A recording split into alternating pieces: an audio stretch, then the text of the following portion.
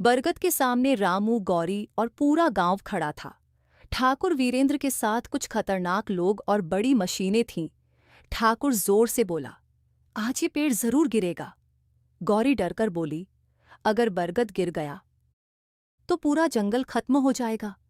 तभी वही छोटी चिड़िया उड़कर रामू के कंधे पर बैठ गई, जैसे वह किसी आने वाले खतरे की चेतावनी दे रही हो। रामू अचानक अपने पिता की डायरी खोलता है। उसमें एक नया पन्ना दिखाई देता है, जो पहले चिपका हुआ था। उस पर एक पुराना नक्शा बना था। नक्शे में बरगद की जड़ों के नीचे एक गुप्त जगह दिखाई गई थी और नीचे लिखा था, सच्चा खजाना सोना नहीं, जीवन बचाने वाला पानी है। रामू चौंक गया। उसे समझ आया, बरगद के नीचे कुछ बड़ा छुपा है। ठाकुर ने रात में चोरी छिपे खुदाई शुरू करवा दी। बड़ी मशीनें जमीन खोदने लगीं। गांव वाले डर गए। अचानक जमीन जोर से हिलने लगी। मशीन का एक हिस्सा मिट्टी में धंस गया। मजदूर घबराकर भागने लगे। तभी जमीन के अंदर से पानी की तेज आवाज आने लगी। रामू, गौरी और कुछ गांव वाले नीचे उतरते हैं। नीचे देखकर सब हैरान रह जाते हैं। बरगद की जड़ों के बीच एक विशाल पानी का स्रोत बह रहा था। साफ चमकता पानी, जो पूरे गांव तक जाता था।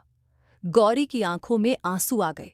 वह बोली, इसीलिए ये पेड़ इतने सालों से जिंदा था। रामू धीरे से बोला, और इसी पानी ने हमारे गांव को जिंदा रखा। ठाकुर की आंखों में लालच चमकने लगा। वह बोला, अगर ये पानी शहर में बेच दिया जाए तो हम करोड़पति बन जाएंगे। रामू गुस्से में बोला, ये पानी गांव का है, प्रकृति का है। लेकिन ठाकुर नहीं माना। उसने अपने आदमियों को आदेश दिया, सबको यहां से हटाओ। तभी अचानक आसमान काला होने लगा।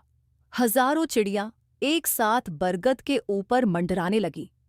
उनकी आवाज पूरे जंगल में गूंजने लगी। ठाकुर के आदमी डर गए। कुछ लोगों के हाथों से हथियार गिर गए। छोटी चिड़िया उड़कर सीधे ठाकुर के सामने आकर बैठ गई और जोर जोर से चहचहाने लगी। ठाकुर गुस्से में उसे पकड़ने बढ़ा, लेकिन तभी बरगद की एक मोटी जड़ टूटकर उसके सामने गिर गई। वह डरकर पीछे हट गया। उसी समय गौरी रामू को एक पुरानी तस्वीर दिखाती है। उसमें उसकी मां गीता रामू के पिता के साथ खड़ी थी। गौरी रोते हुए बोली, मेरी मां हमेशा कहती थीं, इस गांव में एक इंसान था जो पेड़ों और चिड़ियों से सबसे ज्यादा प्यार करता था। रामू की आंखें नम हो गईं।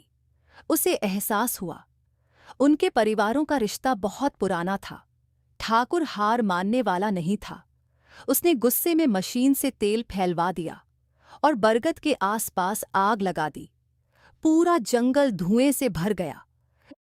गांव वाले चीखने लगे। गौरी अंदर फंस गई। रामू बिना सोचे आग के अंदर भाग गया। आग के बीच रामू गौरी का हाथ पकड़कर बाहर लाने लगा। ऊपर से जलती शाखाएं गिर रही थीं। गौरी रोते हुए बोली, तुम अपनी जान क्यों खतरे में डाल रहे हो? रामू उसकी तरफ देखकर बोला, कुछ रिश्ते दिल से बनते हैं और उन्हें बचाने के लिए जान भी कम लगती है। गौरी रो पड़ी। तभी अचानक तेज बारिश शुरू हो गई। कुछ ही मिनटों में आग बुझने लगी। पूरा गांव खुश हो गया। लेकिन तभी बरगद की जड़ों के बीच एक लोहे का पुराना संदूक बाहर निकल आया। सबकी आंखें हैरानी से फैल गईं। रामू धीरे धीरे उसकी तरफ बढ़ा। उसने जैसे ही संदूक खोला, अंदर एक पुराना पत्र और चमकता हुआ पत्थर रखा था। पत्र में लिखा था, जिस दिन ये संदूक खुलेगा उसी दिन इस जंगल का असली रक्षक चुना जाएगा। रामू कांपने लगा।